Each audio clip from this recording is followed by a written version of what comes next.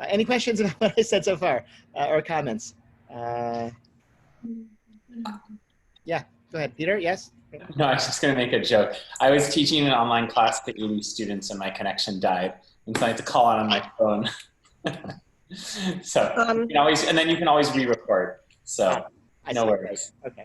So, Rabbi, I'm going to call in again too because I've lost your the video. oh, that's so okay. Okay, go ahead. I will let you in. So hang up and call back in. That's fine. I will let you in. Charlie, yes, hello. Hi, how you doing?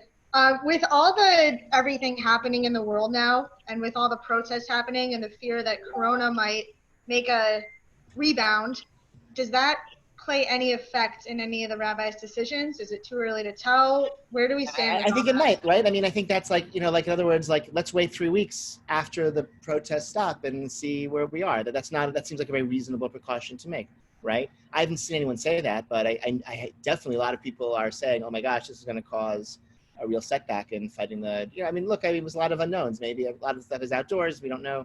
Maybe it doesn't spread so badly outdoors, and so it may not be so terrible, but we don't know. And it seems like that's a very reasonable choice somebody could make. I haven't seen that yet, but I guess the other position we're not going to see inside, Usher Weiss, famously in Israel, when the Israeli Ministry of Health began to permit minyanim already like 2 or 3 weeks ago, he was very opposed to that, and he said the Ministry of Health, they're amaratzin, they're mekilim, they're too lenient, and they're ignorant of Torah, and we shouldn't rely on them to reconvene minyanim. I don't know if he's since relented. I think it was like 3 weeks ago he said that. I don't know if he's stopped with the minyan since then. I really don't know. It seems there has been an upswing in Israel, though, since they opened the country and schools opened and minyanim reconvened. There has been an upswing, and now people are scared of a second crackdown again, right? So some of you know Jeff Mensch, who used to live here. He posted on Facebook that he had Shavuot meals with friends for the first time in 3 months, and he told them, it's great to see you, and there'll be another 6 months until I have another meal with a friend, but this is really fun, thanks a lot. So, which is sad, but that's the fear, that they maybe open too soon or something, or open without but who knows. Okay, let them share my screen now. Here's this essay. So the date of this essay is Kav Zayin ER. So it's not that long ago, actually. So it's actually more recent. It's funny, a lot's happened since then, but it's really not that long ago. Because today is the 10th of Sivan. Is that right? Friday was the 6th. Today is Friday. So much has happened. Whatever. Yeah, today's the 10th. Today's the 10th. This is the 27th of ER. So it's 10, 11. So it's like 2 weeks ago. About 2 weeks ago. Okay. So funny. It seems like ages ago. It's 2 weeks. All right. So okay, here we go. So here's what he says. And so it's 5 pages. We're not going to read all of it. I can send it to any of you if you wish. And then at the end, this little Rabbi Herschel Schechter signs, wrote a little thing saying, this is really great, and it's a mitzvah to publicize these words. So I'm doing a mitzvah by publicizing these words. You're doing a mitzvah by, just hearing them. And here's what he says. Hamamar de lahalan, these, okay, great. I see some people are asking for copies, so I will. Yes, and if my email is rabbiw@asbi, so if I don't remember to send you a copy and you want one, you can send me an email at your convenience, okay? And I will send a reply. Okay. So this essay that follows Mafila Chashaya Lamare Einai Marana. He says whatever. So he says this essay, Schechter likes it. Okay, here's the introduction. So recently we've been discussing whether or not we should renew public prayer in our state. He's in New York, writing in New York, lives in Riverdale. Regarding outdoor minyanim, or places where it's permissible by the government, even inside the synagogues. Other gatherings could go in P'tichat Batei Midrashot, opening of Batei Midrashot, yeshivot, or summer camps. The near Shekol Hanal, everything above, it seems to me, is absolutely forbidden at this time because of the danger. And danger to human life is like what's there to talk about, okay? Therefore, I've come to, to write these things. Everything I'm saying, it seems so obvious to me and clear cut just based on reason. And I don't even need proof because it seems so obvious. And b'chinat kevan desvara who lamli cry. I don't need. Why do you write? The Gemara says if it's svara, I don't need a verse. I don't need to provide a verse from the Torah to prove something that's logically clear, cut, and so too is this case. Adarab, and so even more so. Minadin yesh bavad rayot mishum hata'a, and being proof, it's like it makes it worse because maybe it makes it like doubtful. If I have to argue, then I'm acknowledging that the point is arguable. But right, but however, because of all this confusion, eight lasot, I have no choice. Therefore, I brought Rashi Prakim. This is not like a fully researched, fully written out position, just Rashi Prakim, just sort of basic headlines of 4 arguments why minyanim were forbidden 2 weeks ago, okay? And again, we can decide how many of these are still pertain. Hasakanasha COVID-19 poketed etera. Okay, so this danger is a danger that of COVID-19 faces the multitudes, the general population. Rabim chashufim sakana, and many people are at risk. Therefore,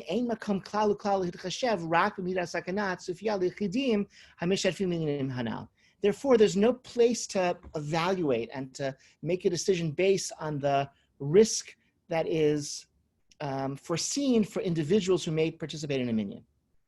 You have to like what is the danger facing the multitudes? In other words, you could say, look, it's a summer camp, everyone's young, or it's a minyan of young people. We're going to gather with our friends. We're all in our 20s and are very healthy.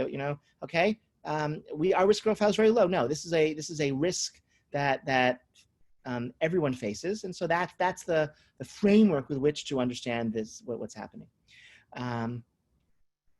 כשם שאין מתחשבים רק במידת הסכנה הצפויה ליחיד, כך אין מתחשבים רק במידת הסכנה הצפויה לציבור מסוים כגון של בית כנסת מסוים. This, I think, is also very important. Just too, as we don't think about what's the likelihood of me as an individual getting sick and severely sick, we also don't think about the danger facing one particular minyan that might gather. I'm thinking of that. Let's read it further. I'll say what I think he means by that. כולנו מחויבים להתחשב בכלל. We have to think about the general public that's facing this danger. So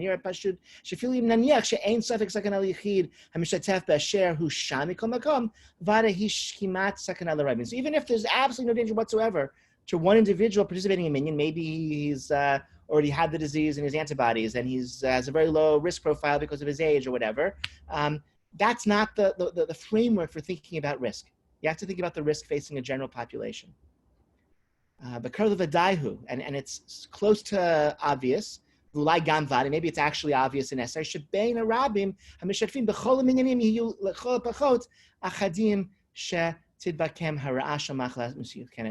That if you permit minyanim, there will be not just one minyan with your young, healthy buddies, but there'll be many minyanim all over the state, and there'll be participants in at least one of those minyanim somewhere who's going to get sick in a dangerous way from this disease, right? You can't permit just this one minyan of A, let's say people with a low risk profile, or B, a minyan that's going to convene under the most high stringent, this is my words, my interpretation, okay, most high and stringent standards of social distancing. Because once minyanim are permitted, there will be hundreds of minyanim all over the state. And some of the participants will have a high risk factor, and some of the minyanim will practice poor social distancing. And the result will be certainly, it's a statistic like fact that there will be somebody at high risk who will endanger himself at one of these minyanim once they're permitted.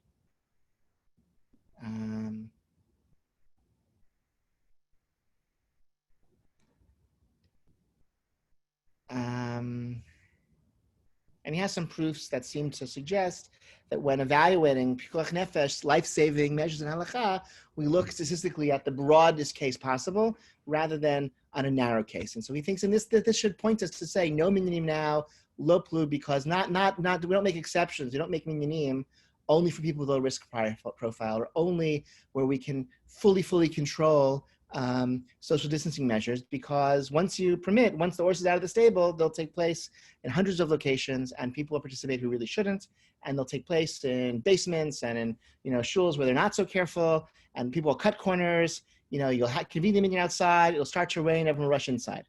Right? You'll say, we'll convene a minyan. just Mincha Maariv, the bathroom in shul is locked, and someone's going to have to go, and the bathroom will be used, and there'll be 3 people in the bathroom, all crowded around a urinal, and et cetera, right? So things will happen, and even if it won't happen to you in your minyan, it'll happen somewhere based on just statistic knowledge of how things work. So that's his first argument. I'm going to stop sharing for a moment. Thoughts? Yes, no, compelling, counter arguments? Hey, this is Annie. I think it makes a lot of sense. I guess one question is, everything in life is a risk-benefit assessment. I mean, of course, human life is extremely important. But I guess one question I would have for him or for his thought process is like, there's risk inherent in any gathering of group of people from an infectious disease standpoint. So like in flu season, for example, there's people every year that die of the flu. And so like, I guess my question is, where do you draw the line? Because COVID is extremely deadly, as we know, and extremely contagious, but every year the flu kills a lot of people, and it's spread in religious communities as well. So I guess, should we never have shul? Should we never have shul during flu season? Should we never have shul during flu season? Where's the, this argument could be taken to an extreme position. Yeah, great, right. That's a good, right. So what would he might say, this is more dangerous, right? But you might say, from a statistical point of view, if there are 1,000 minyanim that meet in the state during flu season, certainly someone will get sick and die who would be alive if all the shuls shut through the first 6 months a year.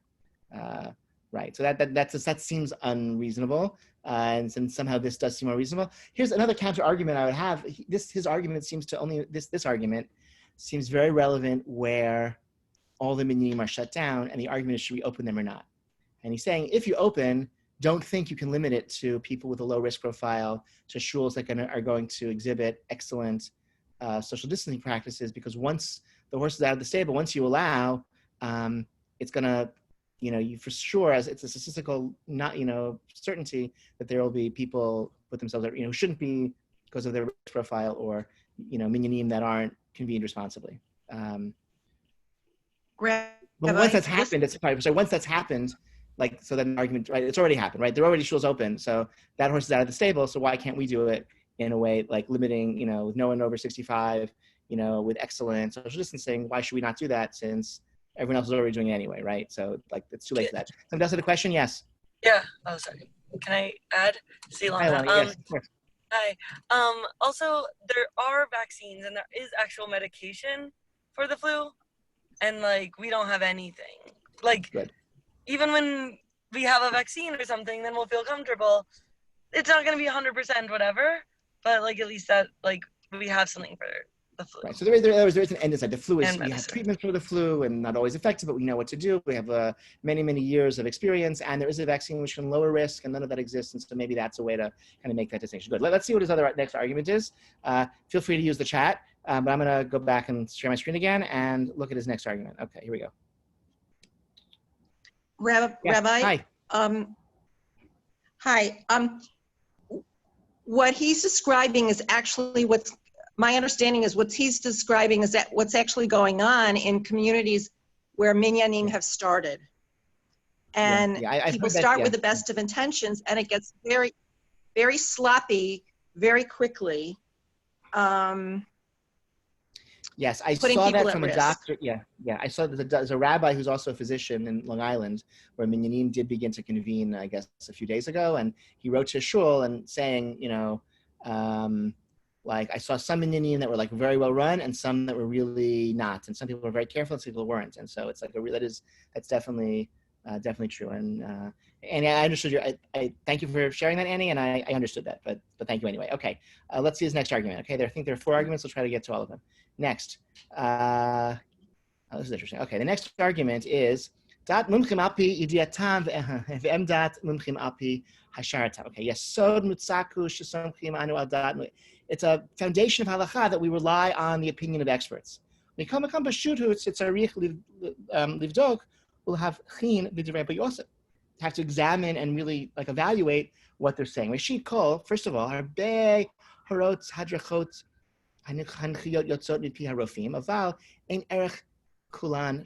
Doctors say a lot of things, but they're not all worth the same amount.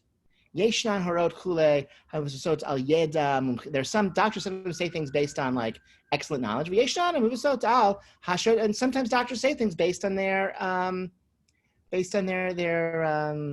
not their like firm knowledge, based on their what's the word?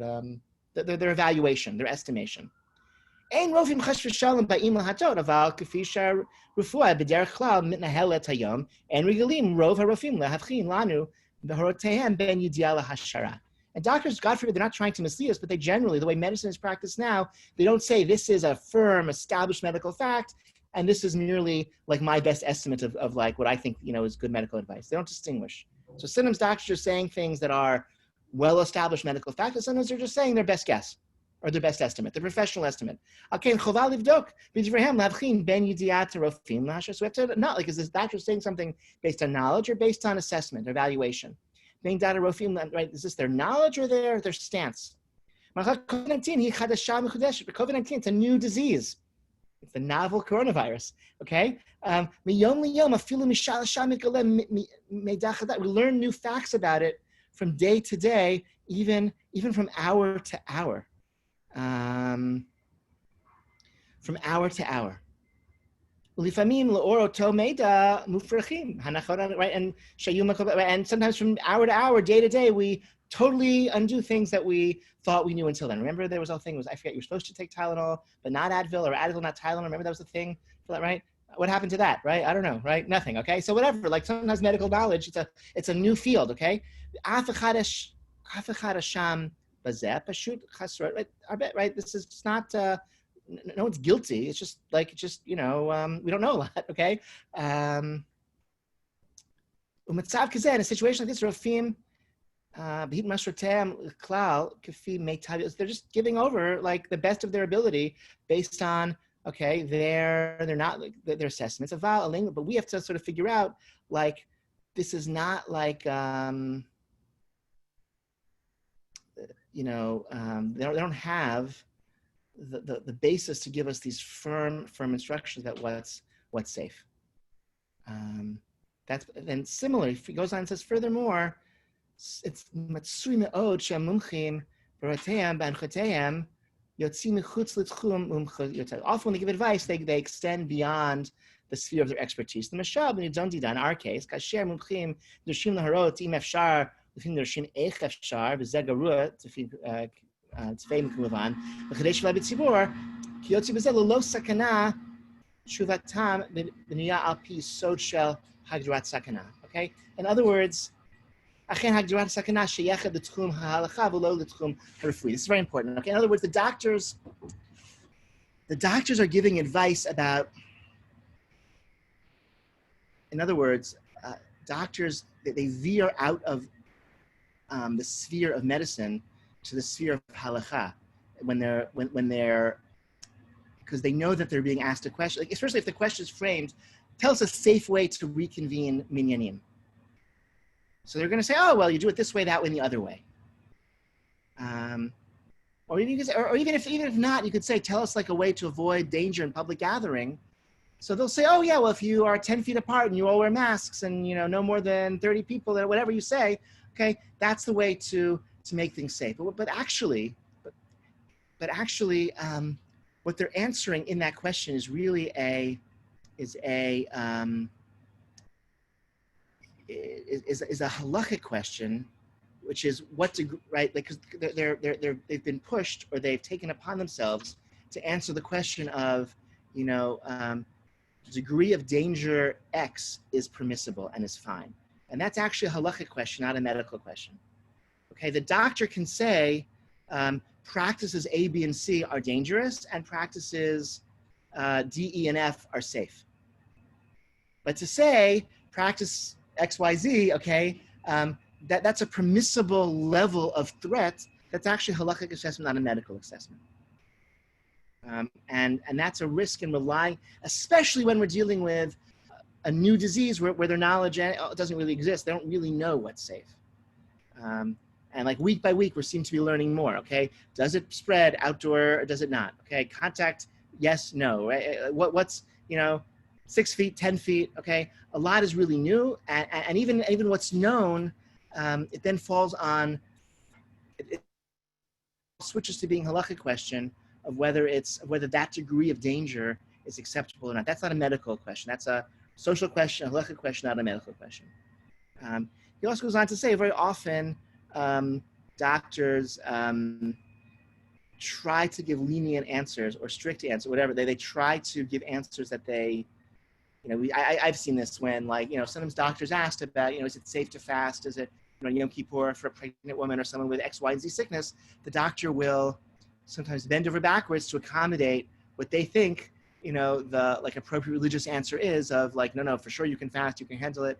When no, actually, like the more appropriate religious answer is given the risk that you assess exists in the situation, the patient should not fast, okay? Or no one should fast during a heat wave, whatever it might be. Like, in other words, doctors sometimes are overly stringent halakhically when it's not their business to have halakhic opinions whatsoever. Okay, that's the second point. Any questions, comments on the second point? Any of the doctors want to say something? I think that's what I was trying to say about risk benefit and like how the values have to come into it. And I think that's what Bruce is saying as well in the chat. I'm sorry, say one more time. Sorry, I had trouble hearing you. Say one more time. Sorry. I think what Bruce said on the chat and what this is saying is kind of what I was trying to bring up before about like the risk benefit and value judgments in assessing.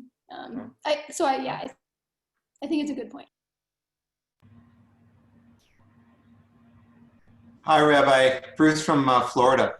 So my question for you is, so I deal with this every day. I have to make this distinction when I see patients, who I must bring in and who I can see by telemedicine. But I went through this emotionally this last weekend where it was Yizkor, and I needed to emotionally be there. So I found, I went to Minyan and stood outside and many feet away with my mask and everything else. But I just felt that, and that's where I wanted to hear from a rabbinic perspective. I felt it was, I didn't know what the Halakhah was. I wanted to hear what the Halakhah was, but I felt it was sort of essential for my psychological well-being to have been, to be able to say Yizkor and to be there in services for Shavuos. And I wonder what the thinking is on where, when it becomes, when it is essential, or is it not? And you just have to look at it from that sort of the health standpoint, because there were people that weren't wearing masks there, so there's a risk. Yeah, so my sense is that, and he'll come back to this later, I think, look, social isolation is dangerous, and we know that. Long-term, it has very, very severe, severely negative health implications. Can people hear me?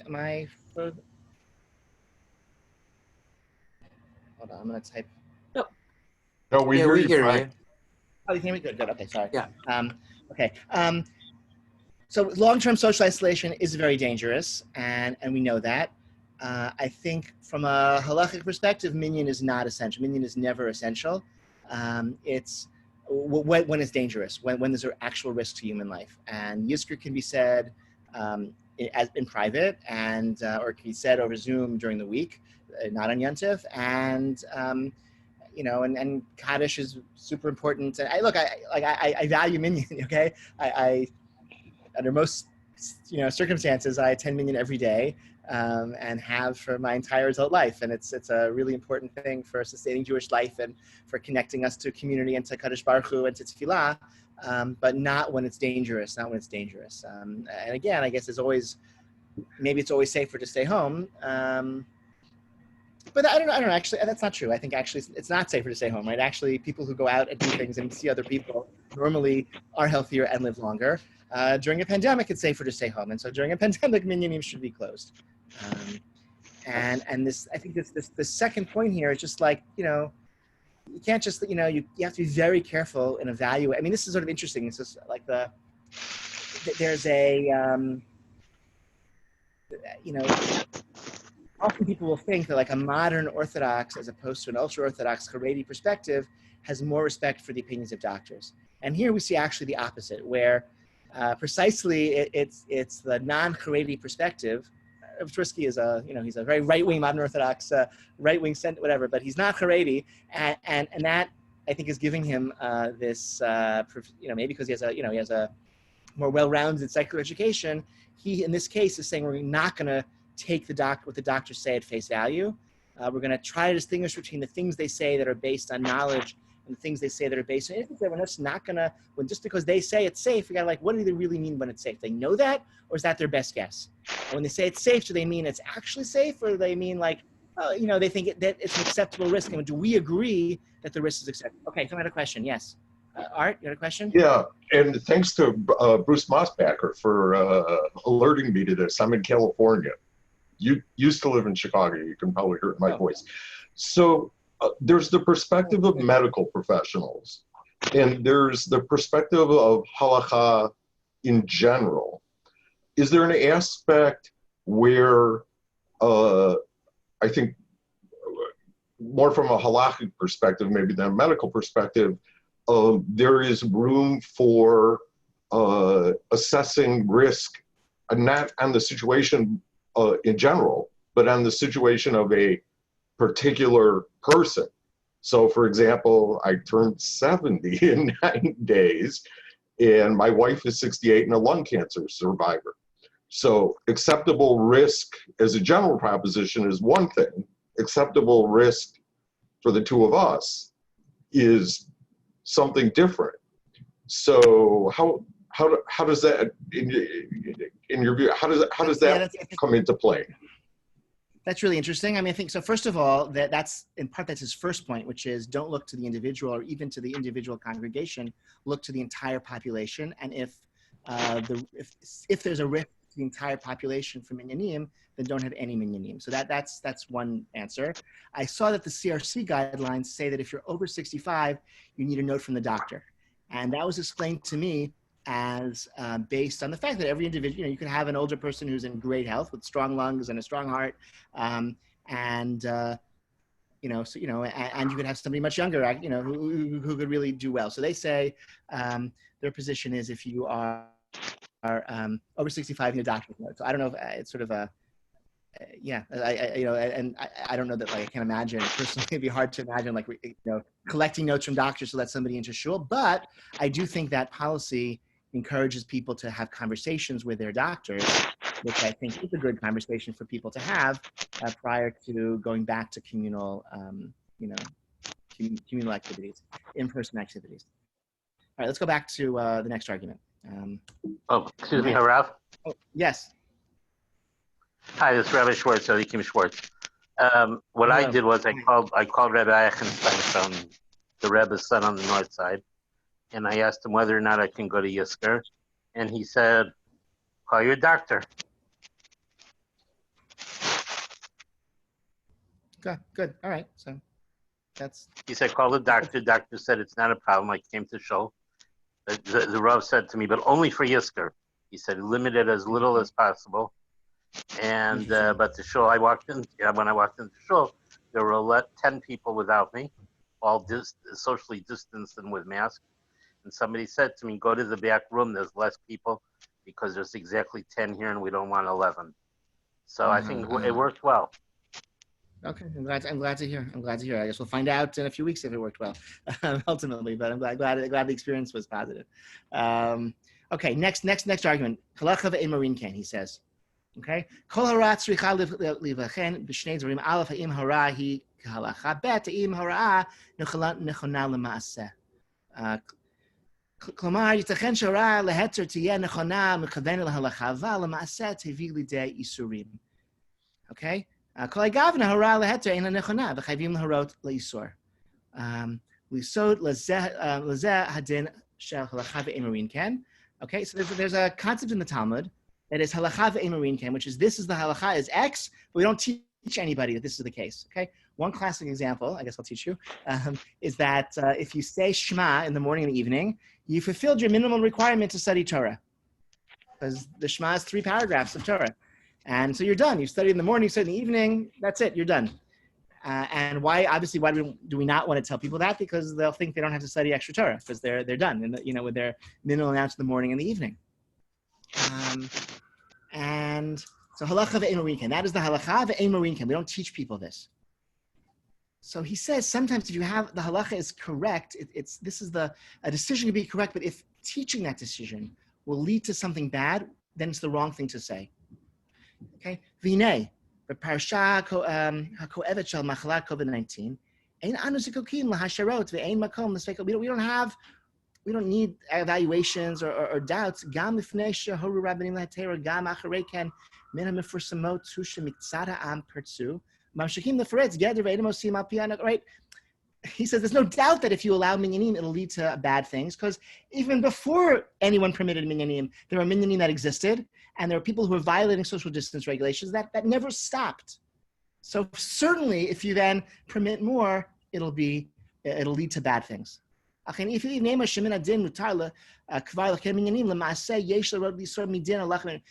want to say the risk is low enough, we can allow minyanim, they shouldn't be permitted, because we know people are not abiding by guidelines appropriately.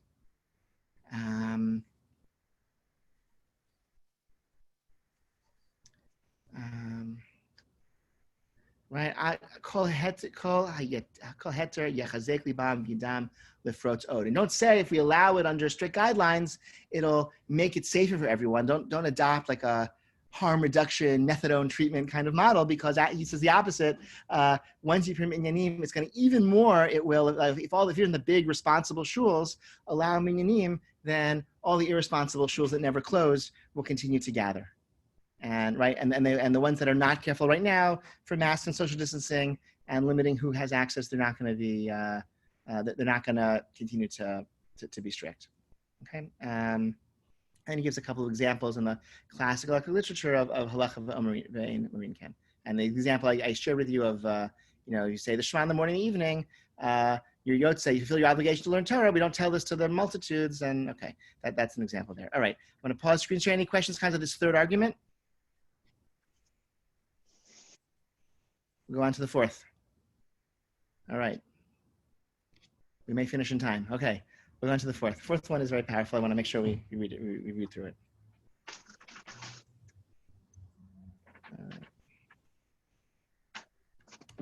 Here we go. Anu b'dazi. We are alone. Okay, that's the fourth argument. Now, see if it's I want to add 2 points. There are people amongst our community who aren't so concerned about the risk. Okay,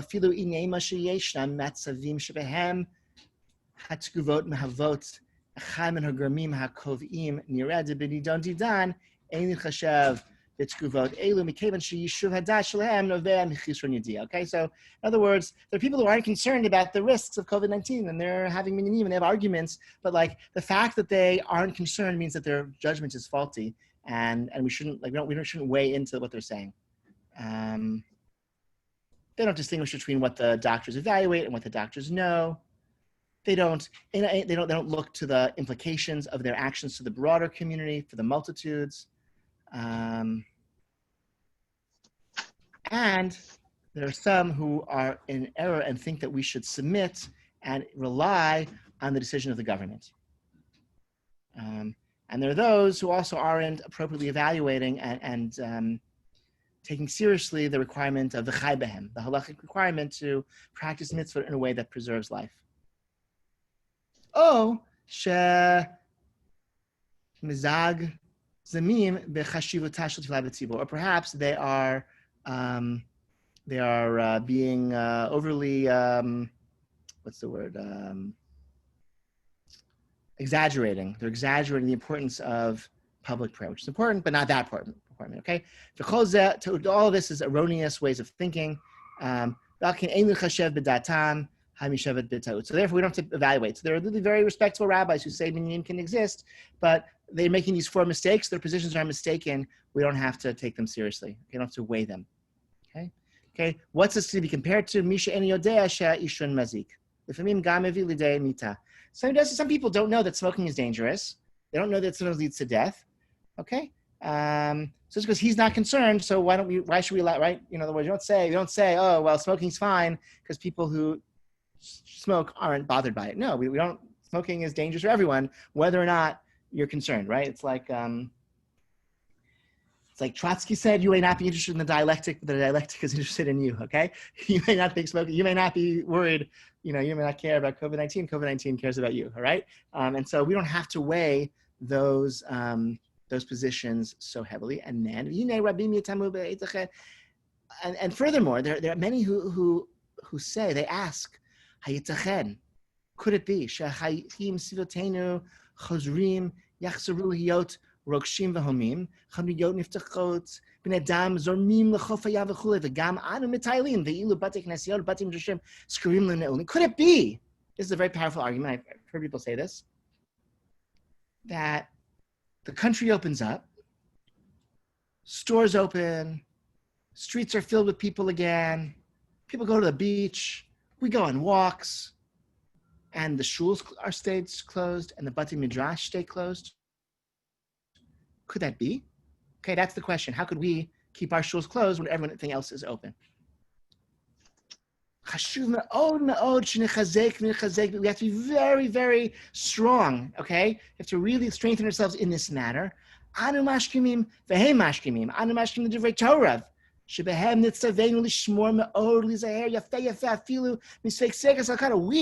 get up early in the morning to observe the mitzvah of the Torah. And the Torah says, be very, very careful about even the slightest risk to human life. And they get up for other reasons. Okay? They have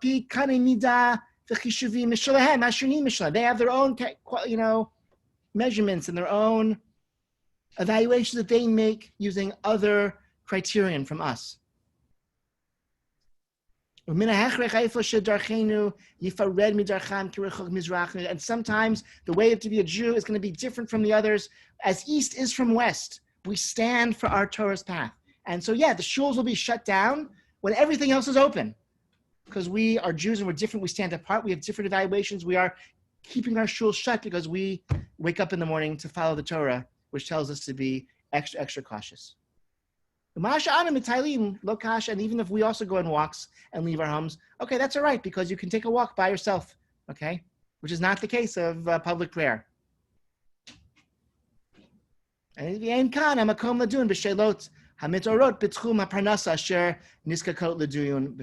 maybe, okay, maybe some of us are going to go to work. Okay, you have to earn a livelihood. So sometimes we have to go to work. That's also a separate question. I don't have room to go into that right now. But no one has to go to shul. Not for Yizkor, not for Kaddish, not for nothing. No one has to go to shul. And whatever measurements the governor uses and the mayor uses and the public health officials use to determine when is it safe for people to go to concerts and beaches and theaters, okay, we have a different standard for our shuls. Okay? The counter argument is that there's that at some point when everything else opens, they're like diminishing returns of keeping your institution closed. If the schools are open and the businesses are open and everyone's going to the office and they're riding the buses, so like what's gained by keeping shuls closed? Everyone's already exposed to whatever degree of virus exists in the community. We have it anyway. We're exposed to it anyway because everything else is open. That would be a counter argument. I think the counter argument to that counter argument is that shul life is particularly intimate. It's the same people you see again and again, and it brings old and young together. And we're all in each other's affairs in our lives and in schools and shul and simchas, and there's like a lot of intermingling. That's the feature of an intimate Jewish community. And that's maybe different from going to an office for a few hours where you can sit apart from everyone else and, right, even taking a bus or whatever, okay.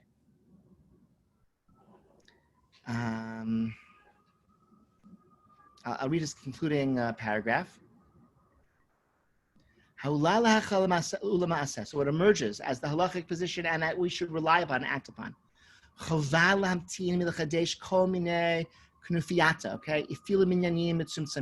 it's an obligation to refrain at the moment from all gatherings, even small minyanim.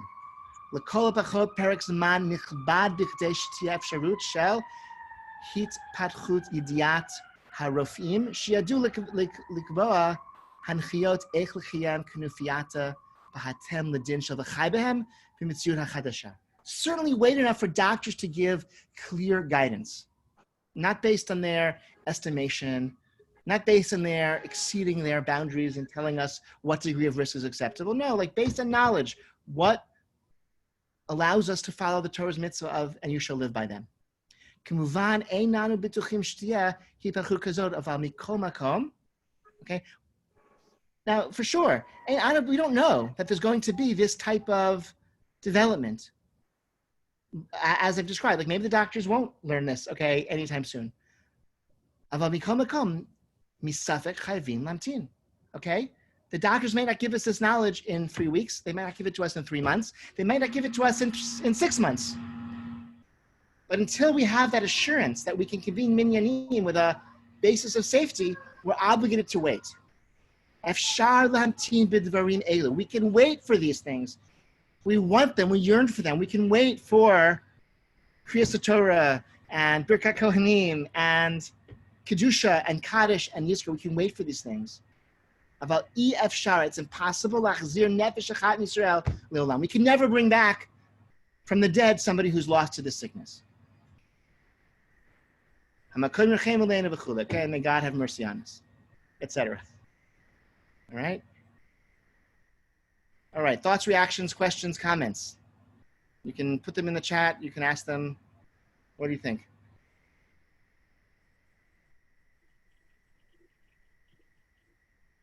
Convincing, not convincing? Yeah, I think it's convincing, Rabbi. It's a horrific thing. You know, I know a number of people who have died from it. I know some who've had it and survived it. And I think the point he makes is that we just don't know. And most people don't know if they have any underlying health issues. Even if they go to the doctor on a regular basis, most people don't know. And it's a pretty horrific way to die, by suffocation. So, yeah, I agree. Yeah, I found his words very, very compelling, and it's sort of interesting to me that it seems that, well, I would say, so minyanim are slowly convening, and I think the more responsible shuls are maybe only outdoor minyanim and only very small numbers, and everyone is 10 feet apart, and they wear masks, and you register in advance, and you know, and the building stays locked, even if you have to use the bathroom. And you know, like those are like, you know, and no more than 1 tefillah per day per shul. Okay, and I see that's what Atlanta's done. I see, you know, and even the CRC, which is starting minyanim sooner, they're also limiting to 15 people per minyan, and with a lot of other guidelines, et cetera. So it seems like, you know, that I don't know, that's so that I don't know if Tversky thinks that's okay. I think my guess from what he's written is that he has not yet returned to minyan. I'm trying to find out if he's done that, if he has gone back to minyan or not, since he wrote this. I would imagine he's waiting longer. That just seems to be based on these words, but I think, yeah, we'll see. So I would just say, you know, I think I really would like to wait in our shul to get guidance from the city and not just rely on this loophole in the governor's decree. I don't know if that, you know, I think if a month goes by and we have no indication of when that's coming, then maybe we'll turn to doctors and see if, you know, maybe some outdoor minyanim for people who feel that that's safe. I think we might start that. You know, I think it's, yeah, you know, I find it convincing. Again, I'm not saying he's not the posing for the shul. You know, we don't defer all of our decisions to him, but a committee is going to start gathering, which is going to start figuring out how and when to reconvene, and I think these arguments are compelling. Right, Marilyn also just wrote, going to minyan may be riskier than other things. Right, again, there are things about minyan that are particularly risky. Certainly shul as it used to be, with old and young together, right? You have young people who might be silent spreaders, asymptomatic spreaders, and you have older people who might be particularly vulnerable if they get sick, and it's the same people, you know, kids touch everything, and you pick up a sitter, and a lot of contact, and you hug people, and it's a very, you know, which is wonderful, right? That sustains our lives, and we hope to return to that, but in the meantime, it could be particularly dangerous more than other things. That could be true. And the final comment from the doctors, or Annie? No. I mean, just for others who don't know me, I'm a critical care doctor. I work in the ICU, and I've worked in the COVID ICU quite a bit. So I'm very sensitive to the risks involved. I've seen a lot of people die young and old, and as others have said, like being young doesn't protect you from dying from this virus. At the same time, I just wonder, I just think it's an interesting and a really sad problem because this virus isn't going away anytime soon. So, and I think that's just the issue, like how long will the right answer is always don't do anything. So how long will that continue to be the right answer for shul? I think that's kind of where so I was interested to hear sort of a halachic perspective as opposed to a public health perspective. Thank you. So that's very helpful. And I have a colleague who made us that point, I think, and he said, this is going to be, let's say, a problem for 2 years, 3 years that we're going to be living with this. And so instead of doing, like binary, like no minyan, and then we like imagine, I think when the shul first closed, many of us imagined there'd be this triumphant return to shul, like all 300 of us would come back all as one. Like that doesn't seem to be happening. So maybe instead we have, level 2, level 3, level 4, level 5 of, and then we go, it'll be fits and starts. And so maybe in July and August we have small minyanim, maybe September we have larger minyanim. We go to stage 4, we can have up to 50 people at the shul at once. And then maybe things get worse again in December, January with flu season, and we close the shul for another 3 months. And then, so I think maybe learning how to have multiple like modes of the shul convening, maybe that's a way to kind of like long-term, like have sustainable, safe practices where we modulate our exposure based on the best estimate of what the risk profile is at any given time out there in the community, as well as each individual for himself and his household, kind of thinking through, what their own risk tolerance is and risk profile. And that may be a way to kind of navigate. And of course, the other piece, which the shul has to decide, like minyan is the only thing shul is about, right? And maybe there are ways to do other things. And we have, of course, like this gathering, for example, and other things that once we're allowed to have 10 or 15 people together, like maybe the thing we do is have a shiur rather than minyan, or I don't know, or maybe we have the chesed committee come and bake challah in the shul kitchen, and like minyan is the only thing we might want to rush to or yearn to do in person. That's also like a separate conversation that each community has to think through. Something else I was going to say in that regard, but there's a lot more to be said. Obviously, it's all very complicated, fraught, and so okay. I think we'll pause here. If you have follow-up questions, keep them coming. I think next, we have one more class. I think for next week in this series, and then we're taking a little bit of a break, and then we'll go another way. So thank you so much. Send me an email if you want the essay emailed to you, and I will do that. And we have our shul online Mariv. So I'm going to end this session. I'm going to open up that session, and that's starting at 9:30. We're going to daven Mariv all together, separately, right? So you can stay for that, and starting at 9:30. So I'm going to end the session, and then that will begin because I'm not okay. So good night, everyone. Thank you. All right. Thank you. Thank you.